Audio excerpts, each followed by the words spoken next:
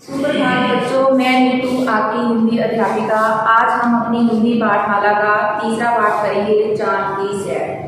तो इस पाठ से पहले मैं आपको कुछ बताना चाहूँगी। बच्चों, कई बार ऐसे होता है कि बच्चे ऐसी जिद कर लेते हैं जिसका पूरा होना असंभव होता है। आप ही करते हो ना घर पे जिद। तो जिद करना बेटा अच्छी बात नहीं है, तो हमें कभी भी जिद नहीं करनी चाहिए। तो इस पाठ में भी देखो, टीटू तितली है वो किस चीज़ के लिए जिद कर रही है। तो आओ पाठ पढ़ते हैं। वो टीटू तितली है, उसकी माँ है, वो बाहर गई हुई है, लेकिन घर में उसने जिद कर रखी है कि मुझे चांद चाहिए। अब देखो, वो चांद लेना चाहती है, तो उसके लिए सारे उसको मना रहे हैं, उसके पापा, उसको दादी, लेकिन वो मान नहीं रही है। तो वो कहते हैं कि चलो तुम्हारी माँ आएगी, फिर वो तुम्हें चांद दिलाएगी। तो जब उसकी माँ घर पे आती है तो वो कहती है कि बेटा आपको चांद चाहिए, चांद तो रात को आएगा आसमान में, तो मैं आपको रात को जरूर चांद ला के दूंगी।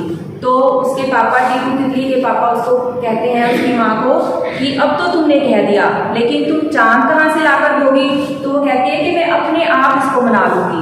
तो रात को जब वो कहती है कि पहले दूध पियो, चांद भी तो दूध पीता है, चांद भी दूध पीकर फिर आसमान में आएगा, तो तुम दूध पी लो, फिर चांद आसमान में आ जाएगा, तब मैं तुम्हें चांद लाकर दे दूंगी। तो इतना कहते ही टीटू तितली फटाफट दूध पी लेती है। तो उसके बाद उसकी माँ उसको कहती है कि तुम बिस्तर पर जाकर लेट जाओ, मैं तुम्हें चांद की एक कहानी सुनाऊंगी। अब वो बिस्तर पर जाकर लेट जाती है, तो टीटू तितली की माँ उसको कहानी सुनाना शुरू करती है। वो कहती है कि एक चांद है, वह आकाश में रहता है, वह बहुत बड़ा है। तो वहाँ पर क्या है, सूरज हमारी धरती से बहुत दूर है, लेकिन जो चांद है वो हमारी धरती से बहुत दूर नहीं है।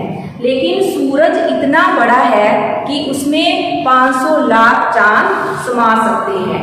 तो उसकी माँ कहती है कि मुझे तो सूरज की रोशनी ज़्यादा पसंद है, लेकिन टीटू तितली को किसकी रोशनी पसंद है? टीटू तितली को चांद की रोशनी पसंद है। लेकिन टीटू तितली की माँ कहती है कि मुझे तो सूरज की रोशनी पसंद है, क्योंकि सूरज की अपनी रोशनी है, लेकिन चांद है वो सूरज की रोशनी से चमकता है। इस तरह सूरज की तो अपनी रोशनी है, लेकिन चांद की अपनी रोशनी नहीं है। तो वो चांद के बारे में बताती है कि चांद 2,40,000 मील दूर है हमारी धरती से।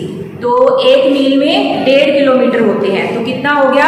3,84,400 किलोमीटर दूर है हमारी धरती से। तो वो आगे चांद के बारे में बताती है कि चांद पर बहुत बड़े बड़े गड्ढे हैं, बहुत विशाल है चांद, लेकिन वहाँ पर बहुत बड़े बड़े गड्ढे हैं। तो टीटू तितली बीच में कहती है, माँ मुझे तो दादी ने बताया था कि चांद पर बुढ़िया रहती है। तो आगे से वो कहती है कि चांद पर विशालकाय पहाड़ भी हैं, सूरज की रोशनी कहीं पड़ती है कहीं नहीं पड़ती। तो चांद पर इतनी ज़्यादा, दिन में वहाँ पर इतनी ज़्यादा गर्मी होती है और रात में इतनी ज़्यादा ठंड होती है।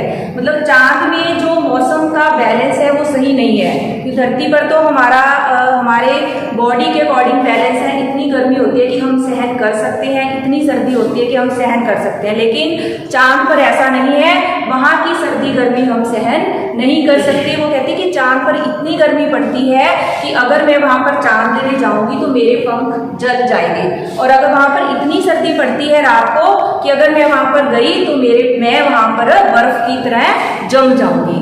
तो इस तरह वो कहती है कि चांद पर हम नहीं जा सकते। तो वो ये कहानी टीटू तितली को क्यों सुना रही है, वो उसको समझा रही है कि चांद पर जाना आसान नहीं है।